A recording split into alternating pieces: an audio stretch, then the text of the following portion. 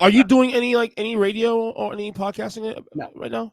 no. I miss it. I miss it every day of my life. And don't get me wrong, I love writing. I do. I I grew know you up do. writing. That's what I Yeah, did. It's what I did in the beginning. It's what I did in junior high school. It's what I did in high school. It's what I did in college. yeah. Radio came along and kind of swept me off my feet when I was in my 30s.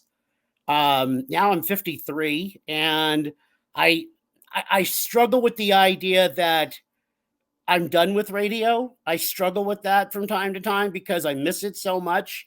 But I also recognize that I have to go where I can pay my bills. And I still have a tremendous respect for radio. I am saddened most every single time I turn on a sports radio network or a sports radio talk Hmm. show because I'm disgusted by it, because it's no longer two people having a conversation like you and I. It's Yeah, four or five people trying to outshout and out hot take the other. And yeah, I don't yeah, like that. That's just not yeah. radio. I feel like every time we do a podcast, we always talk about that. Like, and it's funny. Like, you can look at our podcast over the course of the last. So we've been working together now. Probably, wow. You know something? I just realized. First time I went on your old radio show on Fox Sports Radio. Was it You and I started that 2014? back in you and I 2014. started that back about 2014. 2013. 2014. 2013, Yeah. 2014. And so about almost 10 years. And it's funny when you started coming on my podcast, probably about a little bit after that. And every so often we have these discussions about sports media. I swear to God, you listen to those old podcasts. Every time we do a podcast, it's like the landscape changes again and changes again and changes Yeah. again in those 10 years. Yeah. And it's gotten and it's not just, I mean, I don't want to just isolate it to sports talk radio, because it's happened in news talk, it's happened on cable news networks, because they have to compete with the others. Yeah, of course. And it's turned into a competition. I know you and I were talking about this before we came on with the podcast tonight. We were talking about the Skip Bayless, the Skip Bayless.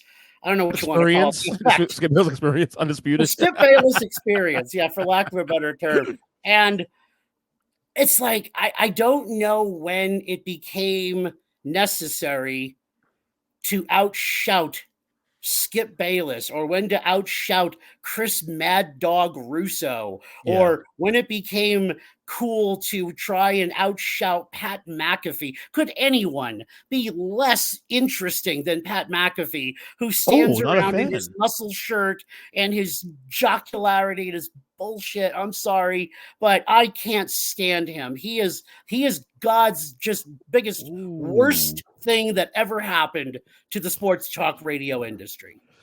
So I feel somewhat, I totally understand where you're coming from with that. And as someone who's been listening to sports radio since I was my early aughts, 10, 11, 12 years old, right, back in the day, I definitely see the say, I guess, disgust to some degree of where everything is today. I feel like though today, there's space for everything though. Like there's space for the barbershop talk that McAfee brings. There's space for embrace debate that First Take and Undisputed still does 10, 15 years later. And there's still space for the legacy players like someone like you that does, and the long form conversational stuff, which I honestly, I gotta be honest with you, as I gotten older, even though I don't mind the debates and stuff once in a while, like First Take once in a blue moon, I still crave discussion, like sitting down, just having a talk, stripping down a topic, whatever it may be, whether it be on sports, politics, and just stripping it down and having a discussion. I think conversations is where I've come to a point in my life where that's where I like my bread and butter is conversational stuff, like long form podcast, that kind of thing. It's the only show I can really tolerate. And I'm not exaggerating when I say this. The only show I can literally tolerate for more than maybe 2 minutes in my morning commute or evening commute, whatever, is Dan Patrick. And even him I find kind of vanilla and boring, because he essentially just toes the company line for the most part. Of course. But that's about the only show. I will try and occasionally listen to like a Doug Gottlieb, or I'll try and occasionally listen to some of the other shows that are on some of the other networks. But for the most part, they bore me. Colin Cowherd is god awful. But Because you never liked him. You always never been a fan of his, though. To be fair, you've always been. I've never been a fan of Colin Yeah, Cowherd. you've been on that road for a long time. Yeah, so. not everything requires a top 10 list. Not every topic in sports requires a top 10 list. And if you're that clueless about other sports in the middle of July that you have to, or I'm sorry, not even July, let's say May. If you're that clueless about other sports, there's one of my cats in the background right there. Kitty. Yeah, you can see it right there. Listen, my old cat actually that I used to have. Yeah, it's she's an old sour bitch. I'll tell you what. No,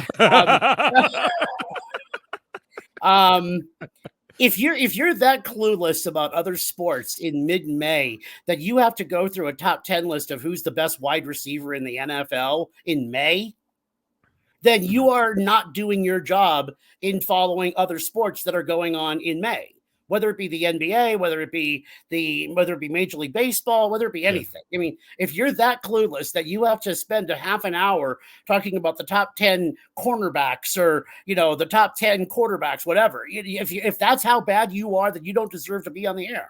But I will admit, though, in his case, though, at least he admits he's not a big baseball guy. At least he admits that. That's right. But then that comes back to a corporate decision of why would you hire him? He still brings in ratings even that time of year. That's the thing. It's all about ratings. It is. It's all about ratings, and unfortunately, there's just not. Unfortunately, the talent pool is pretty shallow at that end. So yeah, and I think also media as a whole, as I was mentioning earlier about how there's space for a lot of these things. What's happened with sports media, with media in general, is that everything now has become fragmented now.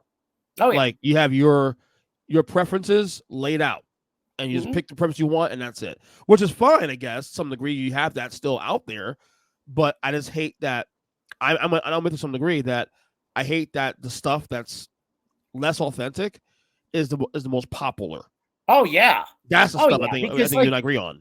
The shouting matches between Stephen A. Smith and insert name of co-host here are some of the most disingenuous things you'll ever hear on radio. I get it. I can't stand them. Like the one guy that I actually miss on sports talk radio, even though I didn't care much for his takes on things, whatever, I miss Clay Travis. I do. Really? He's still around, but it's just, I mean, he does a political show now, and his show kind of bordered between politics and sports, even when he was on Fox Sports Radio. But I miss that because he actually did allow for a conversation to take place. So I do. But he's a grifter now too, though, because the thing is the shit he says, he doesn't even believe that stuff half the time. He just that's money.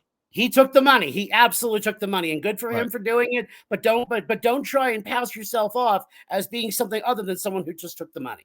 Right. Yeah, he frustrates me because he's a brand that I used to actually kind of admire, his own. He did it on his own, from the bottom, that kind of thing, brought it to the top, but then he's just kind of just grifting, and that's obviously that's my bag. I agree. I totally agree. That's my bag. So. We want to touch on first because since